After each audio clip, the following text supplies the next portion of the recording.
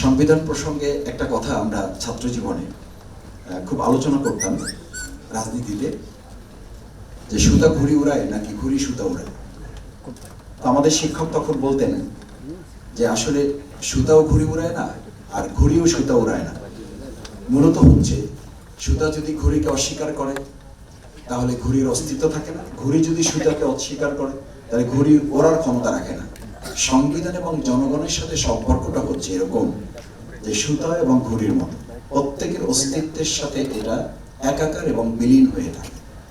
আমি মনে করি সংবিধান সংস্কার এবং অন্যান্য সংস্কারে আমাদের যত বেশি মনোযোগ দেওয়া প্রয়োজন, তার চেয়ে আমরা যারা এখানে আছি, আমরা মানুষের প্রতিনিধিত্ব করি, জনগণের প্রতিনিধিত্ব করি, রাষ্ট্রের বিভিন্ন জায়গায় যারা প্রতিনিধিত্ব করছেন, তাদের ব্যক্তিগতভাবে আমাদের চিন্তা, দৃষ্টিভঙ্গি, পরিকল্পনা সংস্কারগুলো অত্যন্ত অনিবার্য।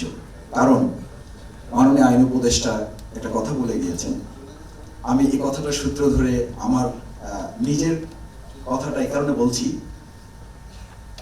আমার 142টা মামলা ছিল, মামলাগুলো 7 মাসে জামিন হয়েছে। আমার 4.5 বছর পর আমাকে বের হতে হয়েছে এবং 3 বার বের হওয়ার পর 4র্থবার যখন আমি জেল থেকে বের হই, তখন বিভিন্ন গোয়েন্দা সংস্থা যখন আমাকে গাড়িতে তোলে, তখন এই মাননীয় উপদেষ্টা মহোদয় যেটা বললেন যে অনেক ক্ষমতা আছে, সেই অনেক ক্ষমতা কিন্তু আমি নো অ্যারেস্ট নো হ্যারেস একটা পেপার আমার কাছে ছিল। আইনজীবী আমাকে পরামর্শ দিয়েছিলেন যে আপনি এটা সাথে নিয়ে বের হবেন। আপনাদের এটা এই জন্য বলে রাখি যে সংবিধান, তারপরে জাস্টিস, চিফ জাস্টিস, এই জায়গাগুলো যত গুরুত্বপূর্ণ, তার চেয়ে আমাদের রাষ্ট্রের নির্বাহী জায়গাটা তার চেয়েও গুরুত্বপূর্ণ এই রাষ্ট্রটা কি আসলে রাষ্ট্র তার জায়গায় ধারণ করে কিনা। তার দুটো কথা খুব বড় প্রয়োজন মনে করছি। আমি যখন গাড়িতে উঠি, আমার শ্রদ্ধেয় শহীদুল আলম ভাই, আমি বের হওয়ার পর আমি দেখা করে একবার কথা বলেছি, আমি জানি না শহীদুল ভাই মনে আছে কিনা, বলেছিলাম যে আমি এক হাতে আমার একটা কোরআন শরীফ ছিল, কিচ্ছু নিয়ে বের হয়নি, কারণ তখন আমার অজানা আতঙ্ক ছিল যে আদৌ বের হয়ে বাসায় পৌঁছতে পারবো কিনা।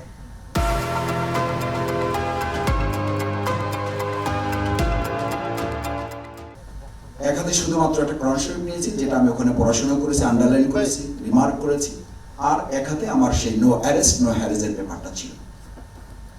আমি একবার জেল গেট থেকে বের হতে পারিনি, অর্থাৎ 4th টাইম যখন আমি বের হচ্ছি, 3 টার্ম তোমাকে নিয়েই গেছে, এবং 4th টাইম যখন বের হচ্ছি, তাও আমার শ্বশুর ইন্তেকাল করেছেন, ডেথ সার্টিফিকেট দিয়ে তারপর আমাকে বের হতে হয়েছে।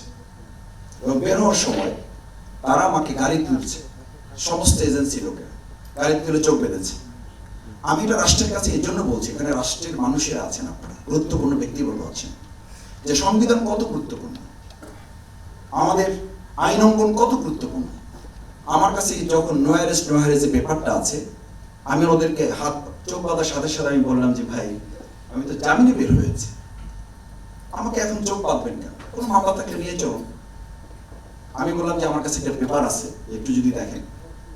ওনারা সাথে সাথে আমার চোখ বাঁধা আমার পেপারটা সাথে নিলেন, নিয়ে বললেন যে মাসুদ ভাই, সবই তো বুঝেন আপনারা। আমি বললাম আমি তো সব বুঝি না, একটু যদি বলেন।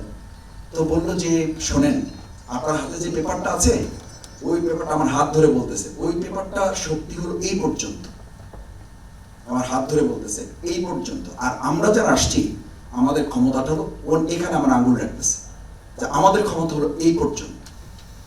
আমি আজকে এখানে আইন উপদেষ্টা মহোদয় থাকলে ওনার কাছে খুব বিনয়ের সাথে জানতে চাইতাম যে এই যে আমাদের এত ক্ষমতা দেয়া আছে, তাহলে আমাদেরকে আটকালো কোথায়? আমরা কোথায় নাগরিক হিসেবে আটকে গেলাম 15 বছর? কোথায় আমাদেরকে চোখ বেঁধে রাখা হলো? 4 দিন আমাকে আটকে রাখা হলো শুধু নতুন মামলা খোঁজার জন্য। আমি শুধু আমার কথাগুলো বলার জন্য, আমার কাহিনী শোনানোর জন্য আমি এটা বলছি না। বলছি যে আমাদের চিন্তা, দৃষ্টিভঙ্গি, পরিকল্পনা, এইসবের যদি মন মগজ থেকে পরিবর্তন না আসে, কাগজে কলমে আজকে যা এখানে উল্লেখ করা হয়েছে সবই গুরুত্বপূর্ণ। সেইখানে আমরা তখন বলতাম যে, আমরা প্রায় শুনি যে সংবিধান হচ্ছে একটা মাকড়সার জালের মতো, আইন হচ্ছে একটা মাকড়সার জালের মতো। শক্তিমান যারা, তারা ছিঁড়ে বের হয়ে যায়, দুর্বল যারা আটকা পড়ে যায়।